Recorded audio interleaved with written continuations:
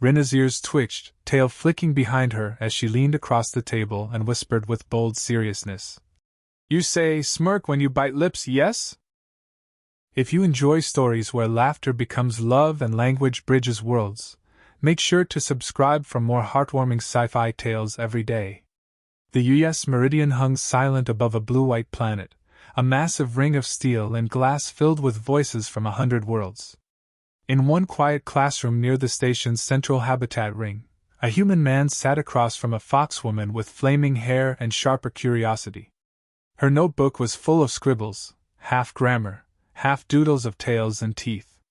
She had been studying English for months now, and somehow, every lesson brought Elias Mercer closer to a nervous breakdown. Today's word was smirk. And judging by the look on Rinna's face, he already knew the universe was about to get a lot more complicated. Elias pinched the bridge of his nose, trying very hard not to laugh. No, Rinna, he said, voice tight with effort. That's not what smirk means. The foxwoman tilted her head, amber eyes blinking wide, ears twitching in perfect sync with her confusion. Not bite, she repeated slowly. Then smirk is what? It's more of a facial expression, he explained, gesturing vaguely at his own mouth. A little half smile, usually smug, teasing, or amused. You don't bite anything. You just look like you know something someone else doesn't. Rinna's ears perked. Ah, she exclaimed, proud to have grasped at least half of it. So you smirk when you are sneaky. Close enough, Elias said, smiling despite himself. Yeah, sneaky works. Just don't go around biting your lip every time you think you're clever. People might get the wrong idea. She frowned in thought, tail curling like a question mark behind her. Wrong idea? Never mind, Elias said quickly. Let's move on. But they didn't. Because Rinna, as usual, latched onto the thing that amused her most. She turned toward him with an expression that could only be described as mischievous curiosity. Her sharp little fangs flashed as she attempted her first official smirk. The result was intense. Her lips twisted, her nose scrunched slightly, one eyebrow shot up, and her tail wagged so hard it nearly knocked over a datapad. Elias tried, truly tried, to be encouraging. That's something, he said carefully. She puffed her cheeks. No good? It's, too much confidence. A smirk should be subtle. Small. Try again, but like you're hiding a secret. Rinna narrowed her eyes and leaned in close, face inches from his. Like this? She whispered, mouth curving ever so slightly. Elias froze. That one was actually perfect. Too perfect. He coughed and looked away, pretending to flip through his notes. Yes. That's exactly right. You've got it. Rinna preened proudly, her tail swishing in satisfaction. Then I am smirk master, she declared, grinning ear to ear. He chuckled. Let's not get ahead of ourselves. Their lessons always went like this, chaotic, hilarious, and slightly dangerous for Elias's sanity. Rinna's English had improved fast, but her personality was unstoppable. Every phrase became a puzzle, every idiom a trap she walked straight into with fearless enthusiasm. Earlier that week she'd asked if butterflies in my stomach meant humans were sick from flying insects. The week before she'd thought break a leg was a literal threat. Elias had started keeping a list of her linguistic disasters, half for reference, half for entertainment. Now, as she scribbled notes furiously in her notebook, her handwriting wobbling with excitement, he found himself smiling more than teaching.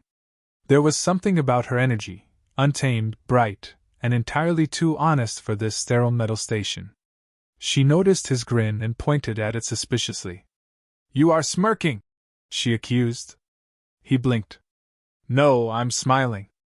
Her tail flicked. You said smirk is small smile? You are small smiling. That is smirk. Not every small smile is a smirk, he countered patiently. A smirk usually means you're feeling clever or teasing someone. Then you are teasing me? She asked innocently. No, I wasn't. Elias sighed. Okay, fine. Maybe a little. Rinna smirked again, this one deliberate, playful. Then we both smirk, she said proudly. He gave up. There was no winning with her. After their session ended, Rinna refused to leave right away. She lingered, pretending to pack her notes while watching him with that new, dangerous smirk she'd just learned. Elias caught her staring more than once, each time pretending not to notice. Tomorrow, she said finally, we learn more human face words. Expressions, he corrected gently. And yes. Expressions, idioms, gestures, all that. She nodded, her voice soft. I want to learn everything. So I can speak like you. Something in that made his chest tighten. He smiled faintly. You're already doing better than most humans I know. Her ears tilted at that. Then, I am human? Elias chuckled. Not exactly. But maybe the most human fox I've met.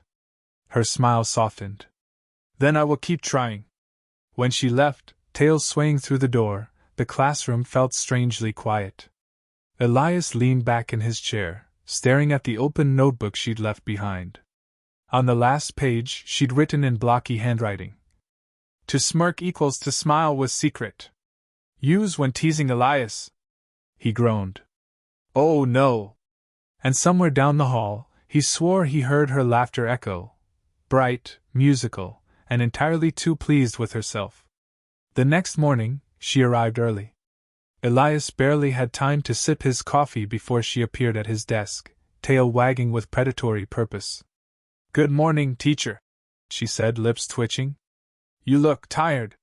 Maybe you stayed awake, thinking about my smirk? He spat his coffee. Her laughter filled the room again. Rinna was unstoppable after that. Once she learned how to smirk, she treated it like a newly discovered superpower.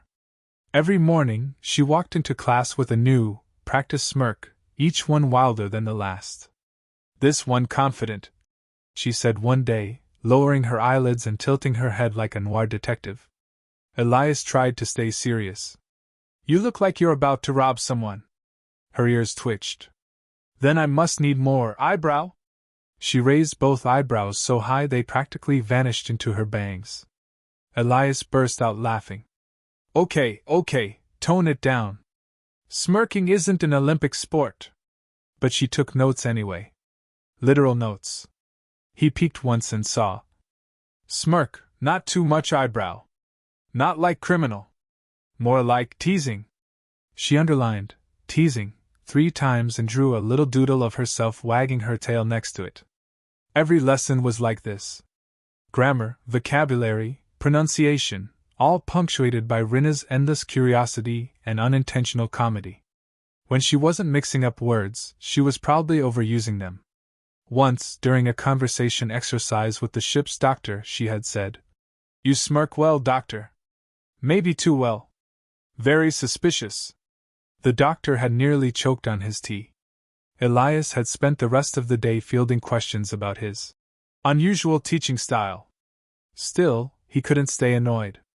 She made learning joyful, in a way no classroom or manual ever could. Watching her eyes light up when she finally understood a new phrase, or when she caught herself using sarcasm correctly, made all the frustration worth it. She'd come far already. The broken, halting sentences of their first days had become fluid conversation. Her accent was still thick, rolling her R's and flattening her vowels, but Elias secretly found it endearing. One afternoon, she leaned over his shoulder, studying the lesson plan.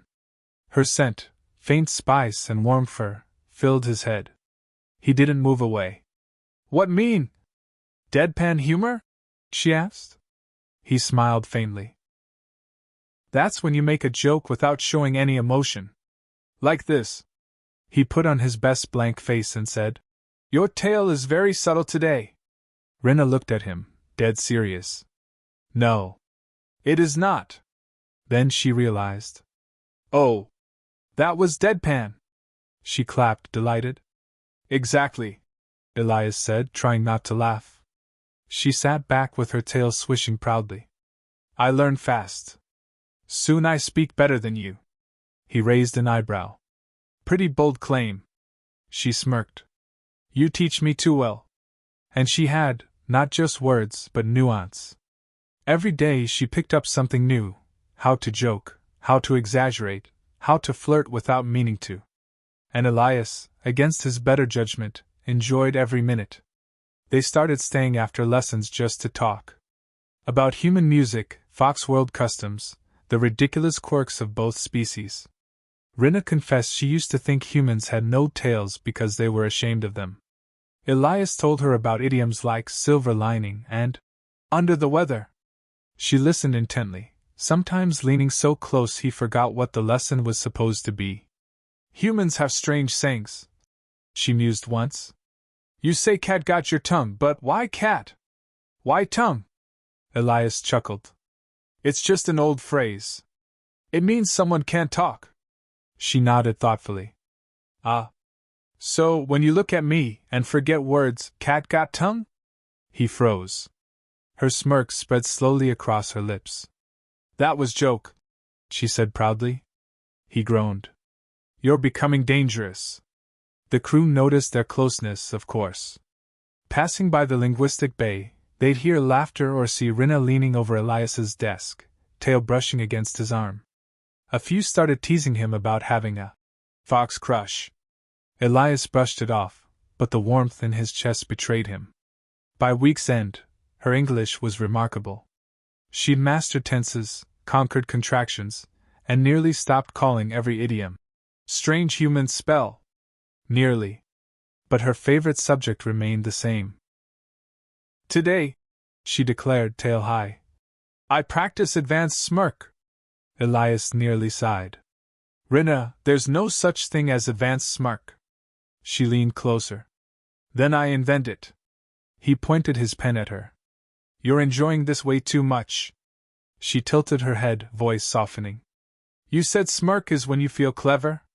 But sometimes I smirk because I am happy. Her sincerity caught him off guard. That's actually a good reason to do it. Her ears perked at his tone. Then, you like when I smirk? He hesitated. Well, I think it suits you. She smiled wide, tail curling lazily behind her. Then I will keep doing it. Elias didn't realize how much trouble he was in until that evening. During dinner in the crew lounge, Rinna spotted him across the table, locked eyes, and gave him a tiny, perfect smirk. His fork froze midair. Her friends at the table noticed. Rinna, one of the other trainees whispered. Why you look at him like that? Rinna's tail flicked mischievously. Teacher says smirk shows cleverness. I am clever. Elias hid his face in his hands while the entire table laughed. And though he pretended to be exasperated, he couldn't help smiling too. Because somewhere between grammar lessons and misused idioms, he'd stopped seeing her as just a student. He was in real trouble now. Rinna's lessons began expanding far beyond the classroom. She claimed that real mastery of English required field testing, and Elias, against his better judgment, let her. That was how, one bright morning aboard the U.S. Meridian, the foxwoman declared herself ready to speak like real human. Where are you going? Elias asked as she marched past him with a data pad clutched proudly to her chest. To cafeteria, she said firmly. To practice conversation. You said I must use English every day. So I will use every day. He followed, partly to supervise and partly because the thought of her unsupervised around other humans made him nervous. When they arrived, she greeted the lunch staff with a radiant smile. Good morning, human foods! The staff looked up in confusion. Elias groaned. Rinna, you greet people, not the food. Oh. She straightened, tail flicking. Good morning, people of foods. The cooks burst out laughing.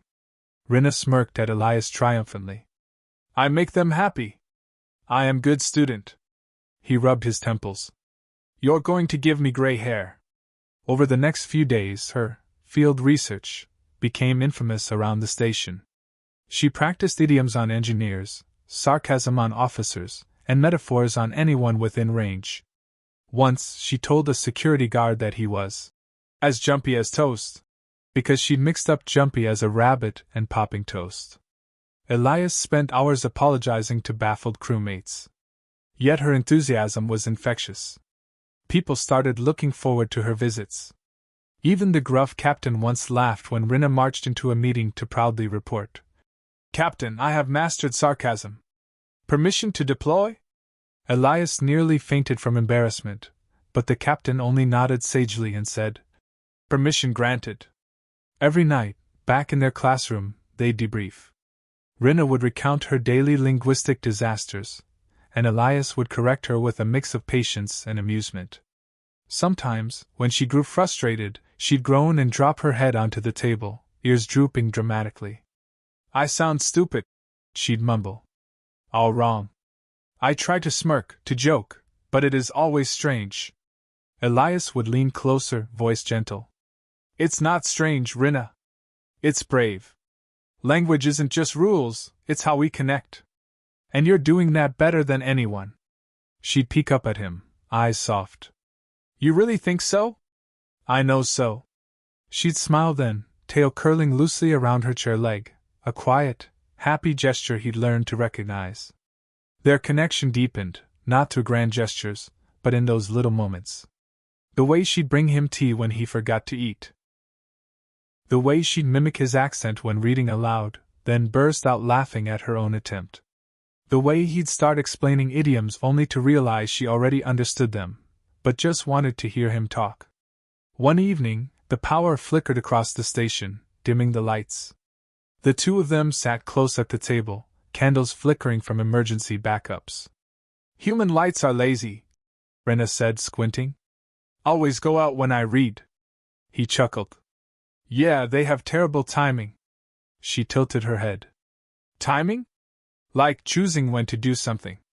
Lights should wait until we're finished before going out." "Ah," she murmured thoughtfully. "Like you and words." He blinked. "What?" She smiled faintly. "You always wait before saying nice things. Then you say them when it is too late to hide." That made his heart skip. "You think I hide things?" Her ears twitched. "Maybe. But I am learning to read faces too." The flickering light painted her in gold and shadow, and for a heartbeat, Elias forgot to breathe.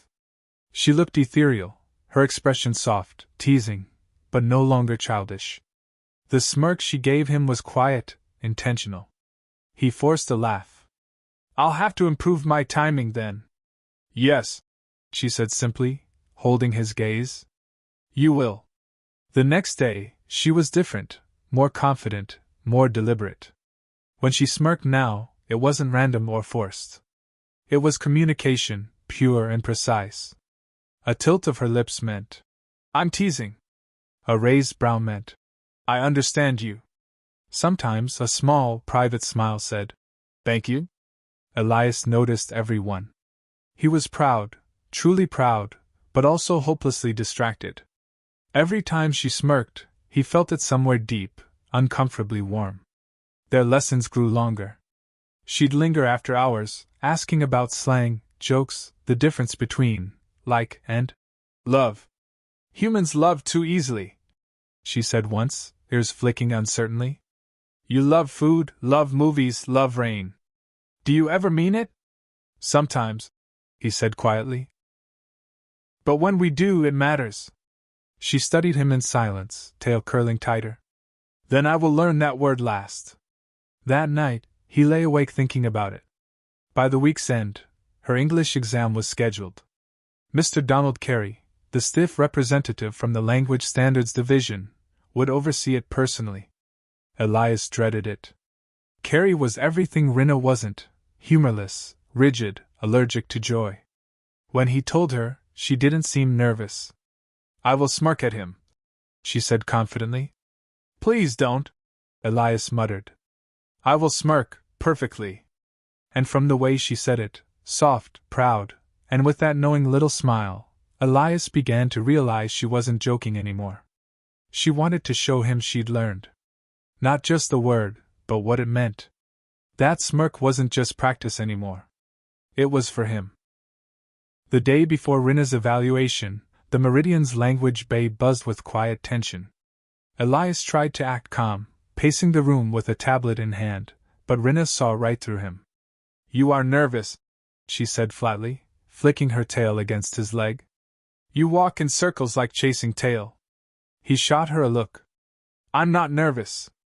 I'm, mentally preparing." She smirked. "Humans say that when they are nervous." He sighed, defeated. "Okay, fine. Maybe a little." Carrie's strict. "He doesn't appreciate creativity." Rinna perked her ears. "Creativity is my favorite rule." "Exactly what worries me," Elias muttered. Still, she practiced diligently that day. Her pronunciation was nearly flawless now, her vocabulary broad enough to hold conversation in multiple tenses. Only her sense of humor remained dangerously unpredictable. When he asked her to use smirk in a sentence, she leaned across the table, voice soft and precise. "You smirk when you think someone is falling for you." Elias froze, stylus halfway through a note. "That's grammatically correct." "Good," she said innocently. "Because I practice truth and grammar together." He choked on air. "Rinna." She stood, tail flicking triumphantly. "Then I passed test already." He rubbed his face, trying to hide his grin. "You're impossible." She leaned closer, whispering. "No. Just fluent." By evening, half the ship knew about her upcoming evaluation. Crew members stopped by to wish her luck, leaving small trinkets or jokes for her to translate later. Elias saw how much she changed since arriving, no longer the shy, uncertain student clutching a translation device, but a confident presence who could make anyone laugh. Yet that night, when he passed by her quarters, he found her sitting alone, staring at her notebook. "You okay?" he asked, leaning in the doorway. Her tail twitched nervously. "I am scared," she admitted quietly. "What if I speak wrong? What if Mr. Carey thinks I am joke?" Elias stepped closer. "You've worked hard. You'll do great." "But he is human," she murmured. "He decides what is right. If he says I am wrong, then maybe I am." That hit him like a punch. He crouched beside her. "Hey! Don't ever let someone like Carey tell you that. English isn't just his. It's ours, everyone's who uses it. Even humans mess it up constantly." She looked at him, uncertain. "You?" He grinned. "Especially me." That earned him a faint laugh. "Then maybe I am teacher now," she teased. "Deal," he said softly. "But tomorrow, just be yourself. You don't need to sound perfect, you just need to sound like you."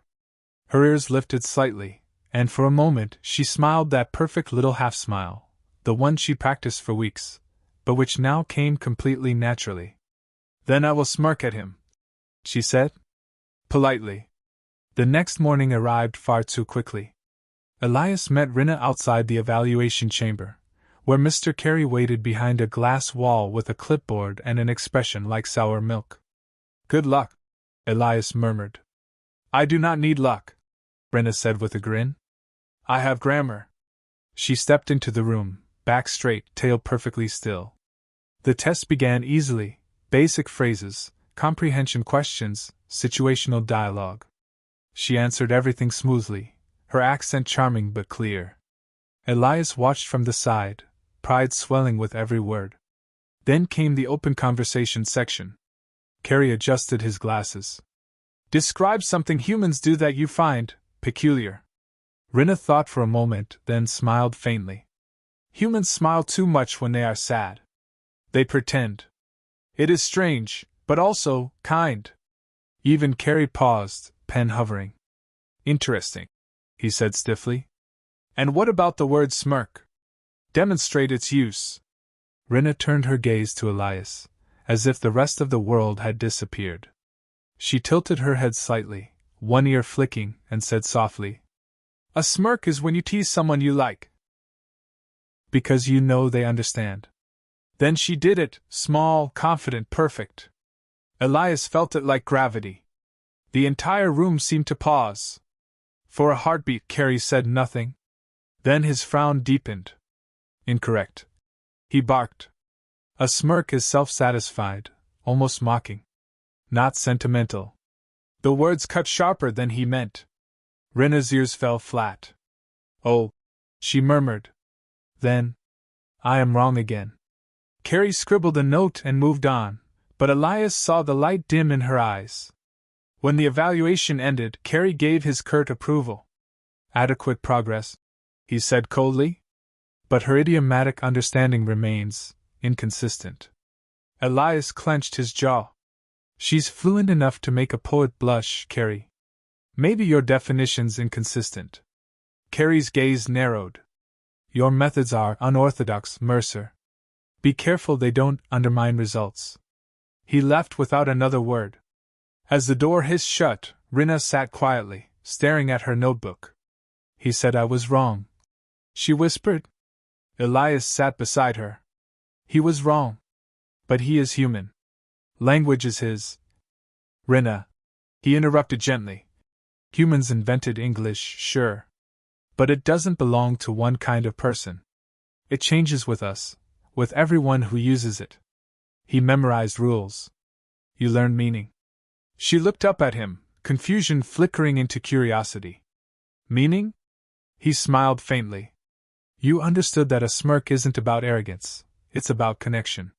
You got it right. He just doesn't know it. She studied him for a long moment. Then, she said slowly, lips curving again. I smirk correctly? Elias chuckled. Perfectly. Her tail swayed once soft against his knee. Then maybe I teach him next time.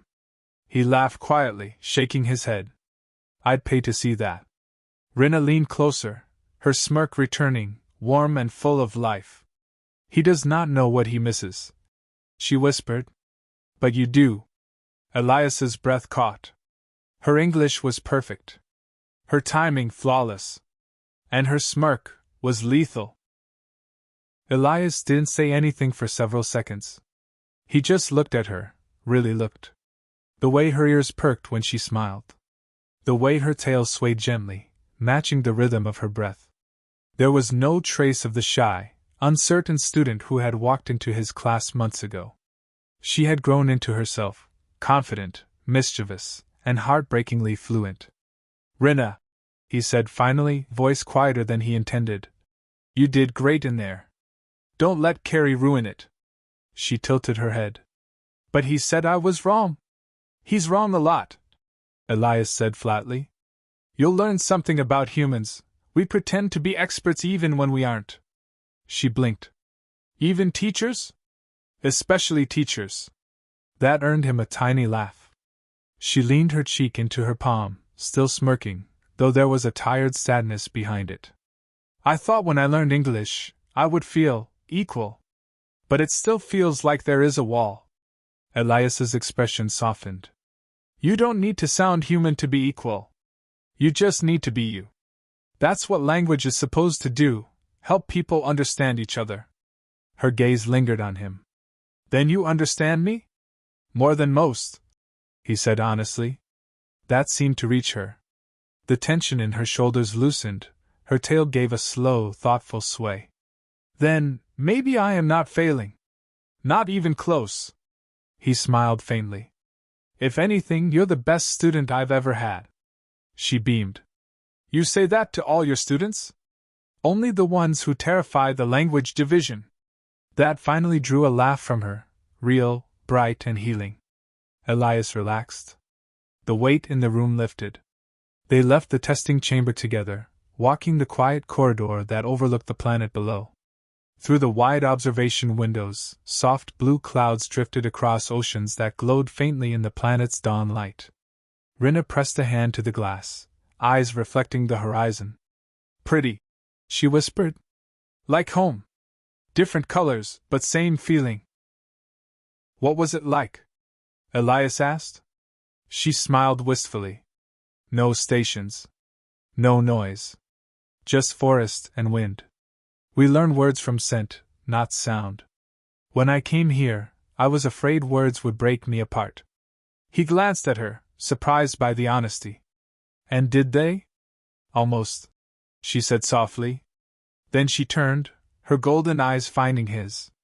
Until you helped me use them. Elias felt something tighten in his chest. You didn't need me, Rinna. You just needed time.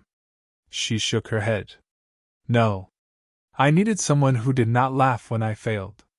Someone who listened to meaning instead of mistake. There was silence, a long, gentle silence that neither of them wanted to end.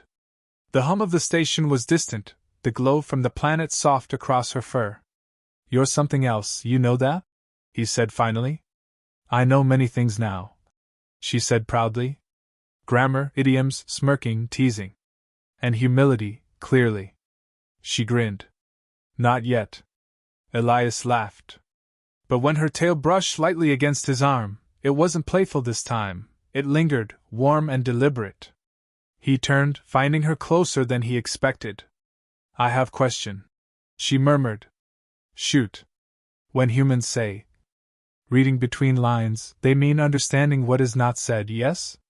Exactly. Then maybe you read between my words too much. He blinked. What do you mean? Her eyes softened. Maybe I don't hide meaning. Maybe I say it. Just differently. Elias's heartbeat stuttered. Rinna. She looked up at him, ears tilting forward in quiet challenge. Do you understand me now? He wanted to answer, to make a joke, to diffuse it with something clever. But instead, he just nodded. Slowly.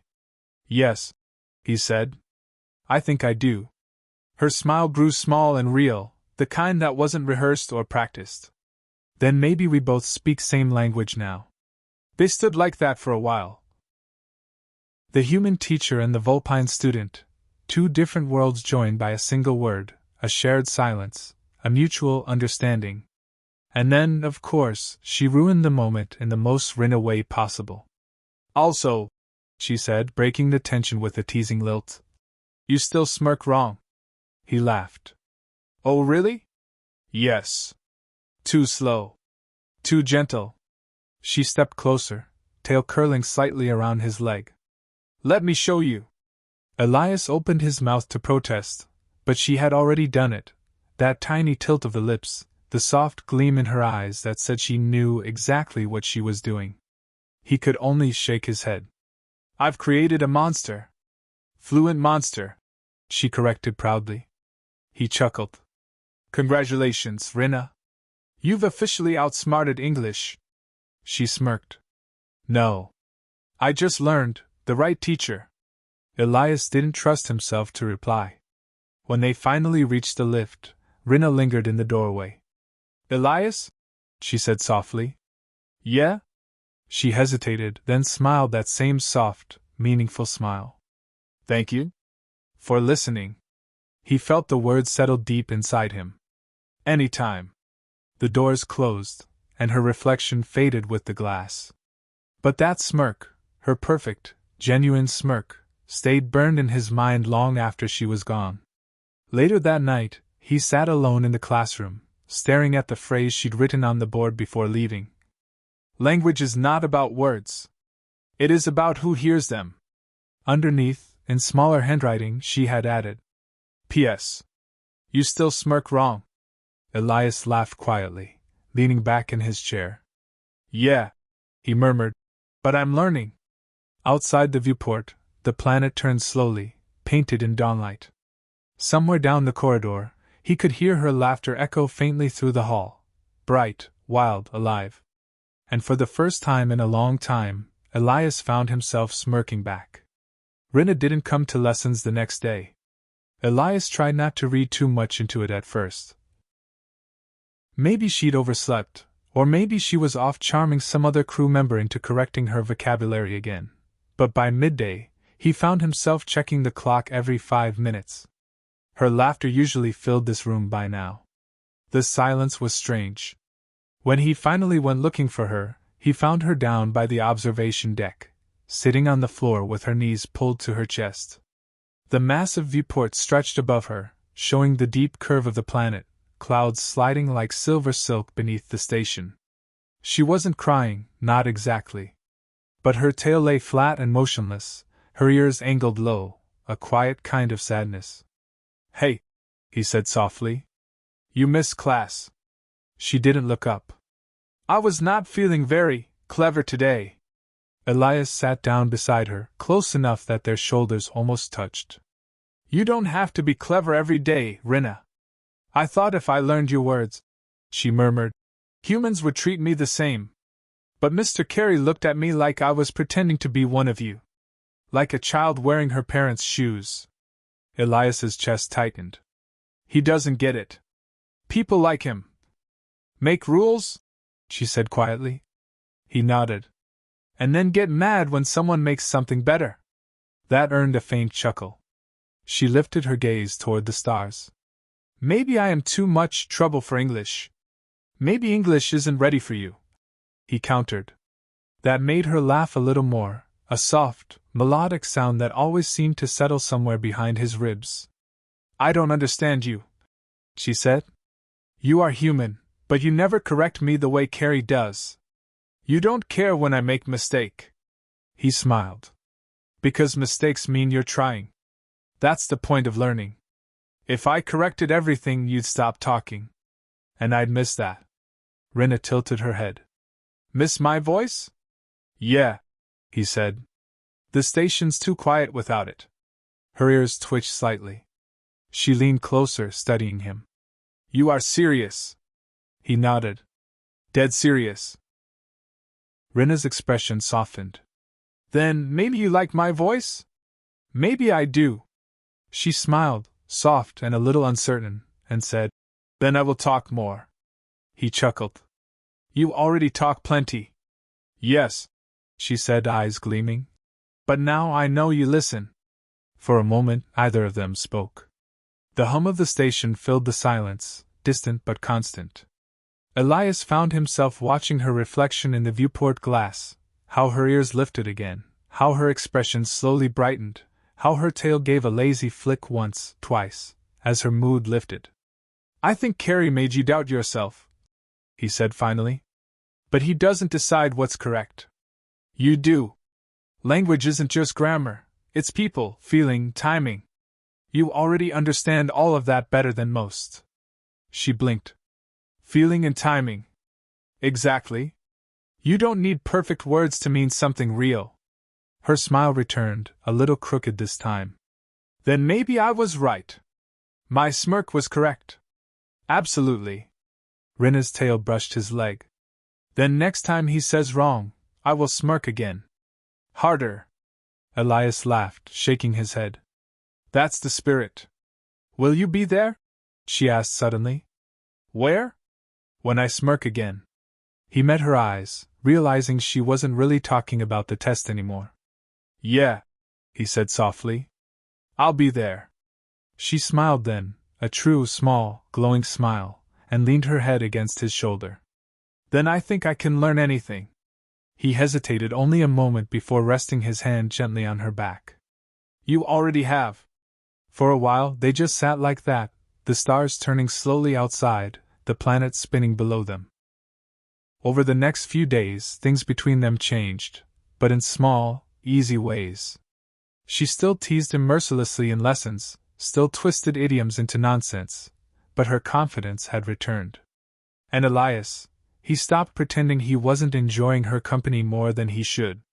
Once, as they shared lunch in the lounge, she said, You chew food loud when you think. He blinked. What? You always chew slow and stare at walls when you are thinking. I learn your habits. You're studying me now? Yes, she said proudly. Field research. He laughed. What's the hypothesis?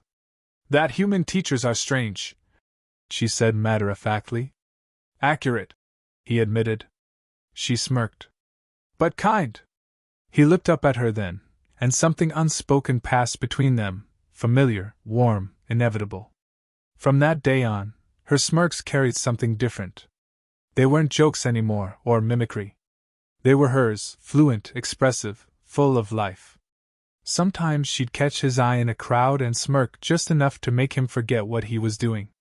Other times, when she laughed too hard at one of her own misused idioms, he'd smirk back, just to watch her tail fluff up in mock annoyance. They were learning each other now, line by line, word by word. And when he caught her doodling in her notebook one afternoon, a sketch of a fox and a human sitting under stars, he didn't tease her about it. He just smiled. Because she'd written something underneath it in perfect, flowing English. We speak the same now. A few days later, Mr. Carey's report arrived on the terminal. Elias skimmed it quickly. Subject demonstrates unconventional but functional fluency. Emotional comprehension high. Recommend further observation. He smirked. Unconventional but functional. Sounds about right. Behind him, Rinna peeked over his shoulder. Does he still think I smirk wrong? He didn't mention it, Elias said. Maybe you broke him. She grinned. Then I am best student. You always were. Rinna tilted her head, eyes sparkling. Then maybe I am done learning?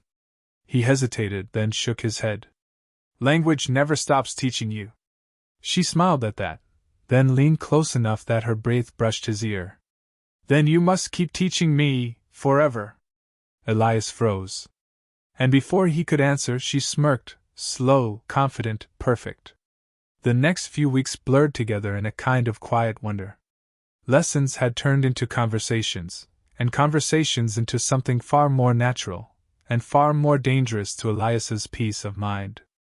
Every morning, Rinna arrived early, tail swishing in anticipation, pretending it was to review vocabulary.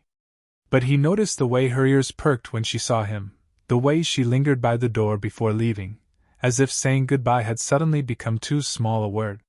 He told himself it was nothing. Teacher and student. Human and alien. Two friends sharing language. But the way she looked at him sometimes made all those logical categories fall apart. That night, the station drifted in silent orbit, its hull glowing faintly against the black. The linguistic bay was empty except for them, lights dimmed to half bright. Rinna had insisted on extra practice before her next communications assessment. Repeat after me, Elias said, tapping the tablet. I smirked because I knew something they didn't. Rinna's pronunciation was flawless. I smirked because I knew something they didn't. Good. Now, what does that sentence mean? She smiled faintly.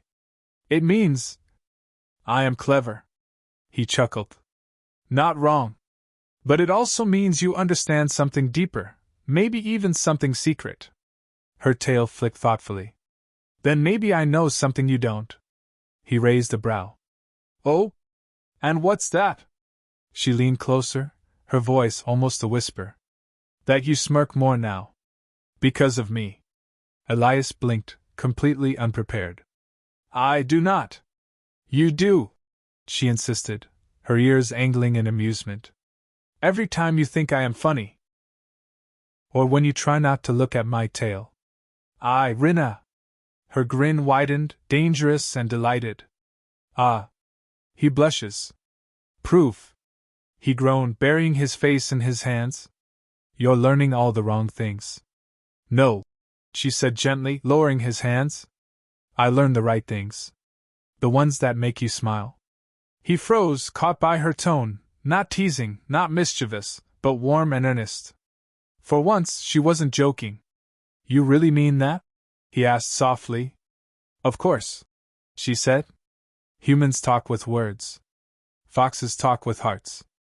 Poetic, he murmured. Fluent, she corrected, smirking. He laughed despite himself. You're impossible.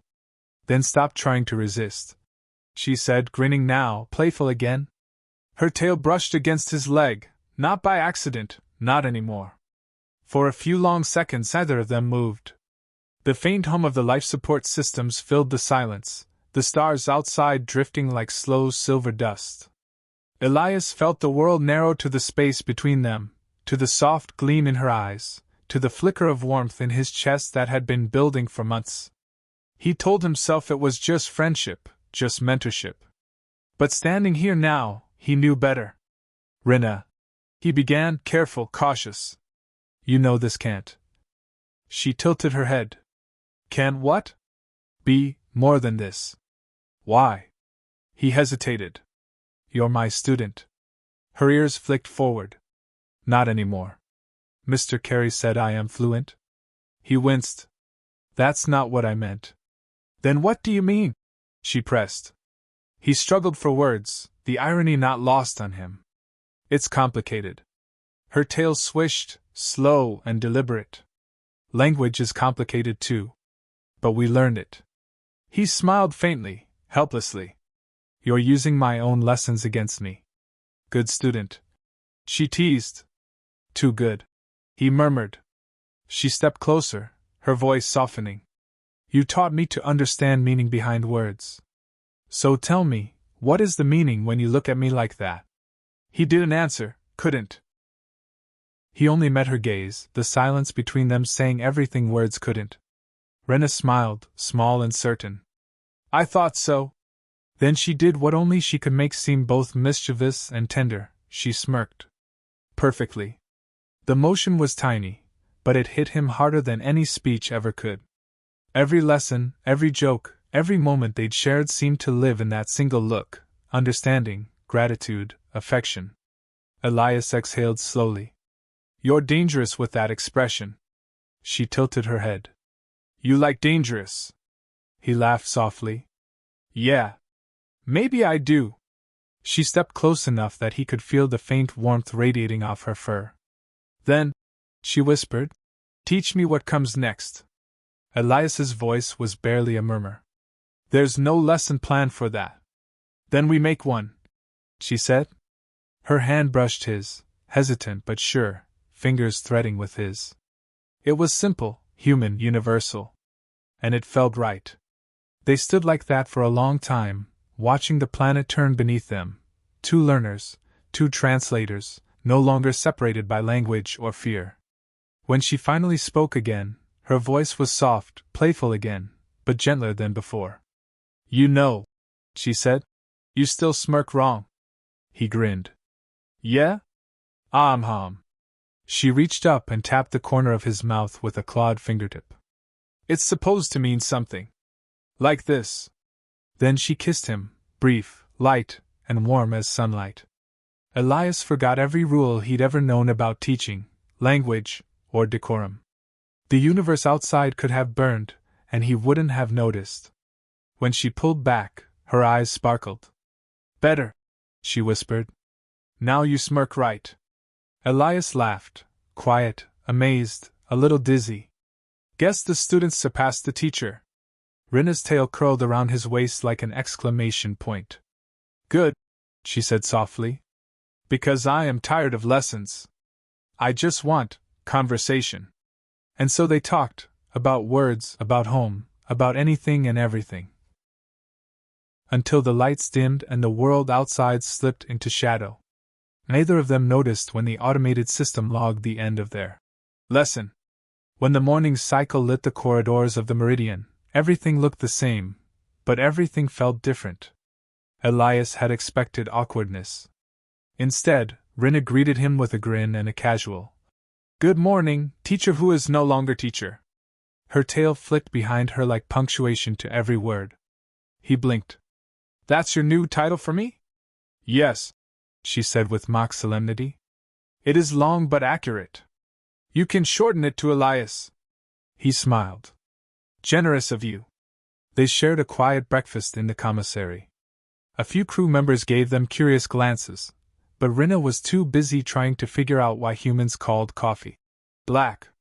"It is not black," she said, peering into the cup. "It is very dark brown.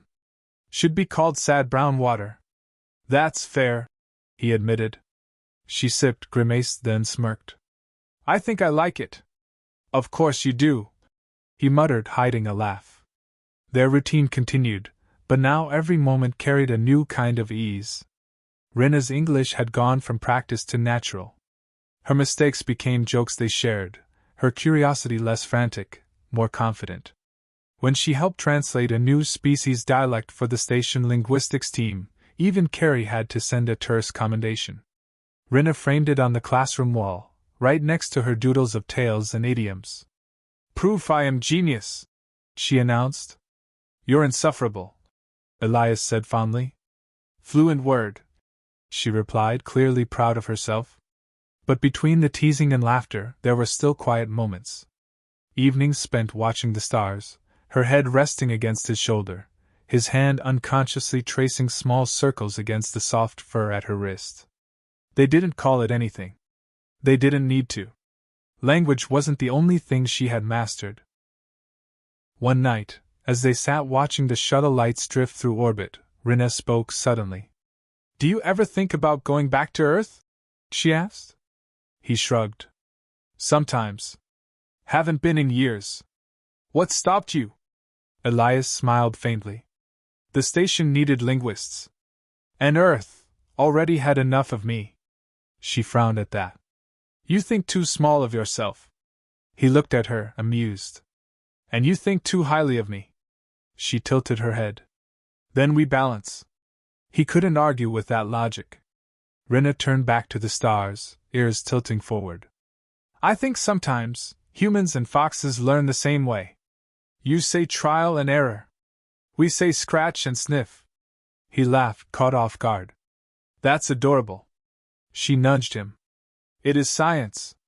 And then, more softly, she added, "You never laughed at me. Only with me.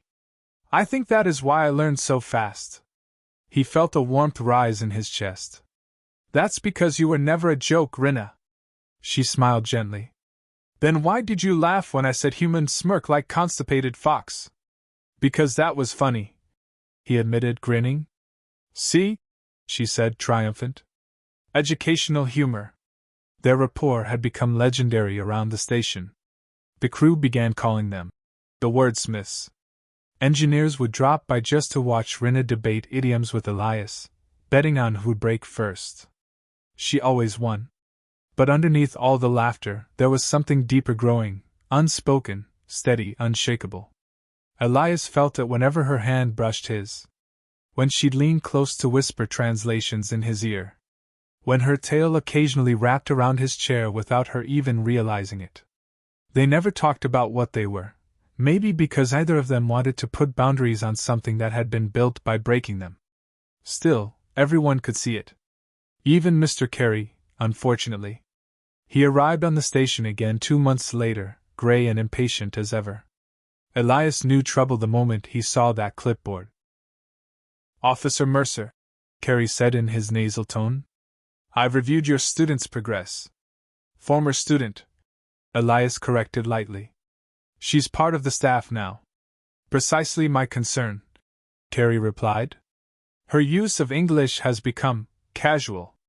Far too idiomatic. She's even teaching colloquialisms that don't exist." Elias smirked. "That's how languages evolve."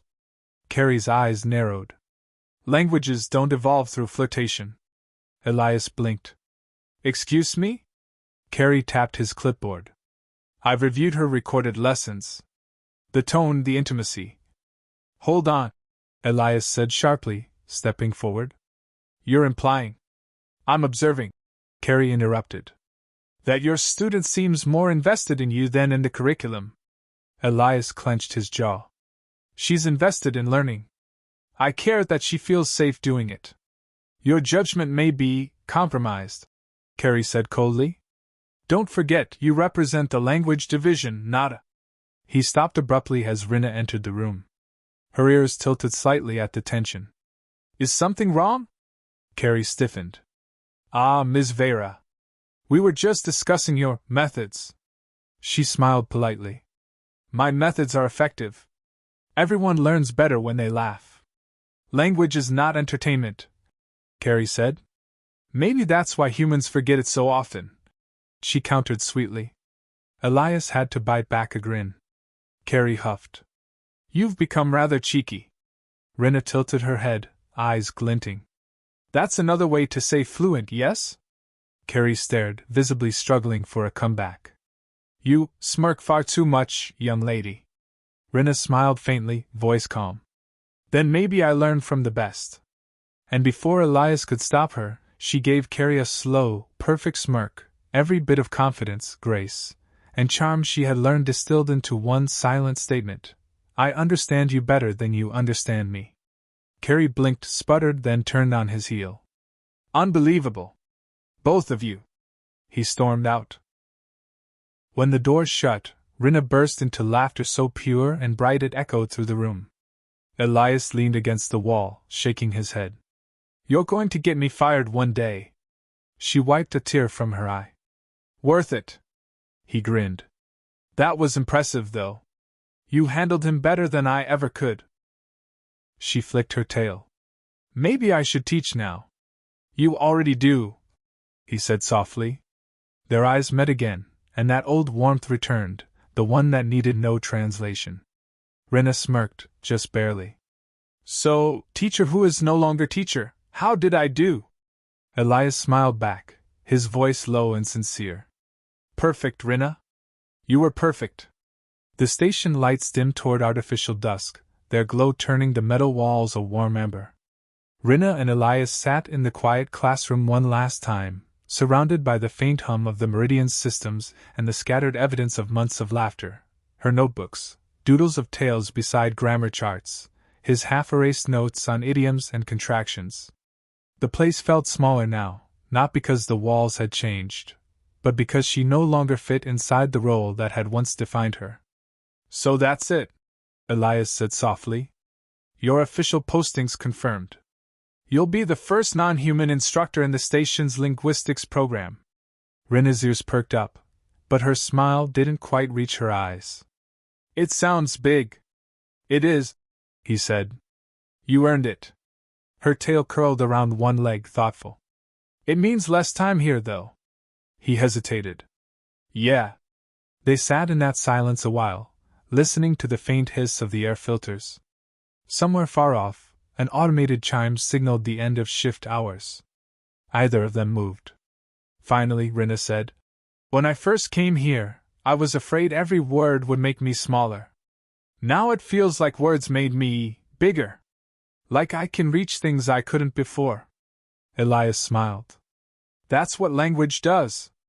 It connects you to everything." She turned to him, expression softening. "Then why do I feel like it's pulling me away from something, too?" He tried to keep his tone light. "You're not going far. Just a few decks down. You'll be teaching in the same wing." She gave him a look that told him she wasn't talking about geography. "Elias," she said quietly, "will you still visit? Even if I am no longer your student?" He laughed gently. "You really think I could stay away?" Rinna's ears flicked. "Then it is promise." Promise. Her first class began the next week. Elias slipped in at the back of the lecture hall, trying not to draw attention. She stood at the front in a crisp new uniform, her posture proud, tail perfectly still in focus. A dozen mixed species students watched her with varying degrees of curiosity and nervousness. She began simply. "Hello. I am Instructor Vera. Today we learn the most important rule of language." She turned toward the board and wrote, in large flowing letters, "Don't be afraid to sound wrong." The class chuckled. Elias smiled, leaning back in his chair. She caught sight of him briefly and, without missing a beat, smirked, small, knowing, and entirely hers. Then she continued the lesson. It was the most natural thing in the world. Afterward, he found her in the corridor outside, the crowd of new students buzzing around her, full of excitement. She looked radiant, confident in a way she hadn't even months ago. When they were finally alone, she tilted her head. "Did I sound like teacher?" "Better than I ever did," he said. "You didn't even need notes. I just remembered how you spoke to me," she said with a small shrug. "Kind. Patient. Too many coffee cups." He laughed. "Accurate." Her ears flicked shyly. "Still, I worried I might smirk too much." "Impossible," he said. She stepped closer, her tail curling lightly behind her. "You always say that." "Because it's always true."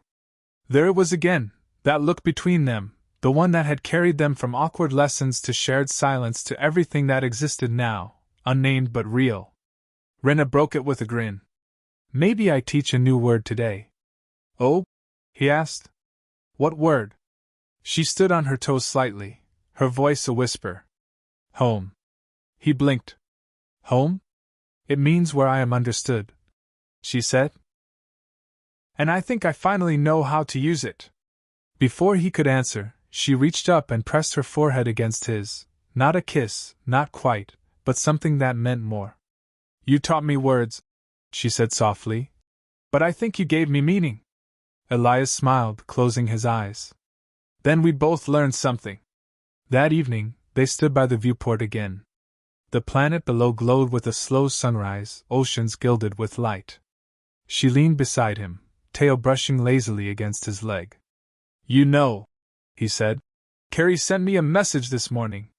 Her ears tilted curiously. Did he apologize for existing? He laughed. Not exactly. He said your teaching reports are impressive. He wants to send a representative from Earth to observe your program. Rena smirked. To learn how to smirk properly? Something like that. She chuckled, then fell quiet, watching the shifting clouds below. Strange, she murmured. How small everything looks from up here. I used to think the universe was huge. Now it feels smaller, but closer. That's what understanding does, he said. It brings things closer. She turned to him. Even people? Especially people. She smiled, and in the reflection of the glass, he saw that perfect curve of her mouth, a smirk so subtle it almost wasn't one, soft with humor, warm with affection. You're doing it again, he said. She blinked. Doing what? Smirking. Her tail flicked.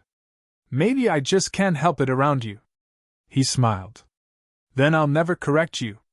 Good, she said, leaning against him. Because I am fluent now.